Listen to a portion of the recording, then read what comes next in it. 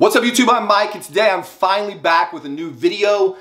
This video is going to be marking basically the beginning of the cycle that has been long time coming. I'm not going to reiterate all the past. You'll have to go back and watch my previous videos if this is the first video you're seeing. I just got off of an experimental cruise with 50 milligrams of Tren and 200 milligrams of Test E. If you saw the transition video, then you know that I was running a little Anavar with the Test and the Tren. And where I'm at now, for starters, for kicking off this new cycle, is I have stopped the orals completely. I'm at 200 milligrams of Tren E and 500 milligrams of Test E. Now, I only stopped the orals like 3, maybe 4 days ago, the Anavar. I was up to 30 milligrams a day. My starter weight was about 183, well, it depends on when you call the start. From my last body scan in the middle of April, I was at 183 pounds in the morning at 9.4% body fat. I am now up to 197 pounds in the morning. I'm going to be getting a scan coming up very soon, and I am relatively confident that I am possibly leaner than I was at 183. If that ends up being true, I will have to credit the growth hormone, because that is the other thing that I just now forgot to mention. I'm running for the first time ever 4 to 5 IUs of growth hormone a day. That shit has been phenomenal, but we will get to that in a minute.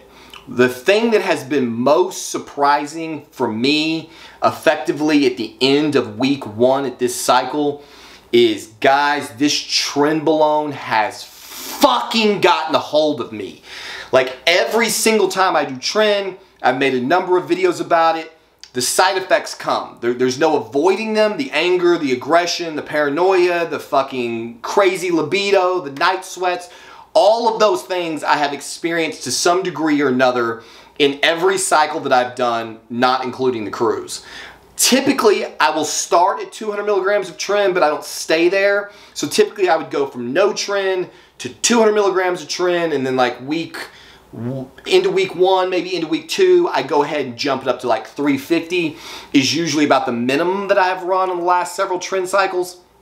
And so at 350, I would expect all of the Trenbolone effects, the difficulty sleeping, the night sweats, the aggression, all the shit that I just mentioned.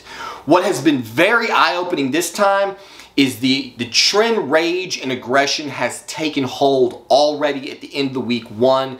I suspect that's because I kind of was ramping up my dose. I've been on Tren in some form or fashion, or some amount of Tren since October. So it's been a long fucking time. And it's possible that the Tren was having some residual effects that I wasn't really noticing, because comparing 500 milligrams of Tren to 50 milligrams of Tren makes you feel like you're not on Tren at all. But typically it would take a while, you know, three weeks or so before this level of aggression would take hold. And it is out of fucking control already. To give you an example, like we've been going to a bodybuilding gym for about a year now, which is phenomenal. It's called Legends Fit. It's in the DFW area. The fucking people there are amazing. We made great friends at this gym. Like, I can't say enough positive things about it. Unfortunately, it's not exactly next door, and for a bunch of reasons you guys don't give a shit about, we decided to try something that was much closer to home. And it's your typical run-of-the-mill fucking local fucking gym. It's not hardcore. It's not like diehards. It's just whoever the fuck signs up, and it's very cheap. They have a bunch of amenities, which is great. But the problem is, when I go to the fucking gym, I'm going to work. Okay, this is what I fucking live for. This is not a joke to me. It's not a fucking game. I don't go in there to fuck around on my phone. I don't go in there to play little grab-ass games with people. And I've been doing this consistently for 4 years now. And it's really frustrating when you're in the middle of a routine and you're trying to keep the momentum going. You're trying to keep, you know, your muscles under tension. You don't want to take big breaks between sets or big breaks between exercises. And you've got some fucking slob over here who's fucking off, lifting no weight, putting no energy into it, fucking off on the phone, playing little grab-ass games, and you have to wait for this fucker to finish, and you know the whole while they're not even going to be in the gym in 6 months. 3 months tops. The turnover in these local gyms is outrageous. People just come and go. They start in the spring. They think they're going to get in fucking shape, and then they're still fat fucks at the end of the fucking spring, and they give up when it gets really nice and hot outside. And I've seen this shit come time and time again, and you just try to maintain. You know, I'm sitting here trying to stay fucking calm, but I'm fucking struggling. Like, I'm having a hard time right now, and we may have to just abandon the program and go back to a gym that I feel relatively safe in, because this shit has taken hold of me way more than I had expected. I have tried my best in these videos. I know a lot of times in my videos it comes off as if I'm promoting the use of Tren, because I do love it for reasons I'll get to in a second. But I cannot express enough that this shit is not a game. It takes a tremendous amount of discipline and self-talk and all of that shit to manage this if you have a hair trigger of a personality to begin with, like I do. And it can be very daunting to control. My road rage is up there. I'm struggling to stay in the fucking car. It's a whole lot. And so one of the things that I've had unfortunately occur a couple of times is, well, unfortunately a lot, is people will watch my videos and they'll get excited about trying Tren because they hear all of the positives that I get from it. And apparently I do not do a very good job of really illustrating the negatives. So I want to bring you into like a window into my world so that you can better understand how the disparity, how I can talk about how miserable things can be, and then on the next hand be like, man, this is great, I love it, I'm gonna run it for the rest of my life. I have some kind of crazy thing in my brain where I feel like anything worth doing, it's like you have to want something really bad to succeed in it. Nothing in life is easy, whether it's losing weight, building muscle, starting a fucking Fortune 500 company. You know, when you go to the gym, you push your body and it hurts. You come home and you're sore. You shove food in your face until your fucking gut feels like it's gonna bust. You feel like you're gonna puke. There's no part, everything about bodybuilding is difficult. It's challenging and it's hard. And if you're a pussy, then you give up. When things get difficult, you go, oh, this is too much for me, and I don't want to do this anymore. It's causing problems in my relationships. It's taking my focus away from my job. All of the excuses that people come up with, they find these reasons to quit doing what they're doing. And to me, Trenbolone is the same thing. So when the aggression gets out of control, when the paranoia gets out of control, when the sleep becomes impossible, when all of these negative things that objectively are horrible things for anyone to have to experience or go through, when those things start happening to me, rather than say, oh my God, this is a horrible compound, people are right, look what this is doing to me, my brain says, don't be a fucking pussy.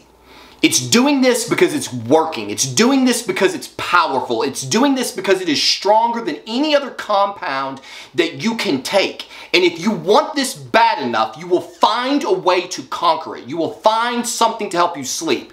You will come up with some type of game plan to control your aggression, to control your libido, to control your paranoia. You will find a way to conquer this drug. It will not conquer you. And that's what I do. That's how I start to spin things in my brain until I feel like I can take possession of the drug rather than the drug taking possession of me. And if you can do that, then you can get a lot of really powerful fucking effects from it. But your life better be in really good order. You know, like you better have a phenomenal relationship with your children. Most importantly, you better have a fucking ironclad marriage or girlfriend or something. The shit that my wife has to put up with in this house is unimaginable. My mood swings, my temper, my insane libido that never ceases. You know, like when the trend kicks in, I'll start not like, you know, like cheating or anything, but like I start messaging girls a little bit more than I probably should, or longer looks. And my wife has been fucking unbelievable at every step of the way. She stands right next to me. She supports me. She comes up with new ways on her own to cope with the effects that I have, to cope with the night sweats or the paranoia or the aggression or the fucking road rage. She's sitting next to me in the car when I'm getting ready to fucking melt down on somebody, grabbing me by the wrist and saying, baby, remember, protect the cycle, don't fuck this up. And if you don't have people in your life like that, this shit's gonna fuck your world up. You know, if you don't have an understanding boss or understanding friends or a spouse or a girlfriend who's either cycling with you or bodybuilding with you or going through these struggles with you, she's gonna be out the fucking door. I cannot tell you the number of people who've told me about the relationships they destroyed with this compound, the jobs they lost. Like, there's guys at my gym right now losing jobs over fucking Trenbolone. It is no joke. I am not sitting here trying to pretend like this is something that everybody should do. You have to be borderline fucking crazy to begin with, I think, to really be able to distort all of the shit that I'm saying into a positive, which is what my crazy fucking brain does. Already at 200 milligrams, I am getting next to no sleep. Like, I'm just in and out. Like, the dreams are crazy. Paranoid dreams, relationship damaging dreams. It's a lot of shit. Now, all of that fucking horror story aside, typically speaking, this only happens during the come up. And I don't know if this is true for everybody, but for me, the trend is a lot harder to handle in the beginning than it is toward the end. When the plasma levels are going up, when the serum concentration of the trend is climbing, that's when I feel the psychological effects the most. So whenever 200 milligrams stabilizes in my system, that's when I start to feel like I hit my stride and things start to tone down a little bit. But that beginning ride is a fucking roller coaster, and you should not ever take it lightly, because the second you do, it'll be on top of you. So, that's where we're at. 200 milligrams of Tren, 500 milligrams of Test E. Coming up soon, we'll have 500 milligrams of Primo E, 50 milligrams of Anadrol a day, along with the 4 to 5 IUs of growth hormone. I'm going to make an entire video about the growth hormone. It is still going phenomenally. The only negative experience I've had from the growth hormone is in the beginning, the lethargy was nearly unbearable. I do not know how people who work for a living can get through it, because I was napping. I mean, fuck, it felt like I was just sleeping all day. So thank God that has subsided. And so I'll have another video hopefully coming up tomorrow just talking about the growth hormone, because I think it's worth dedicating an entire video to. As soon as the Primo is available and I can start running that, obviously I'll check back in with those details.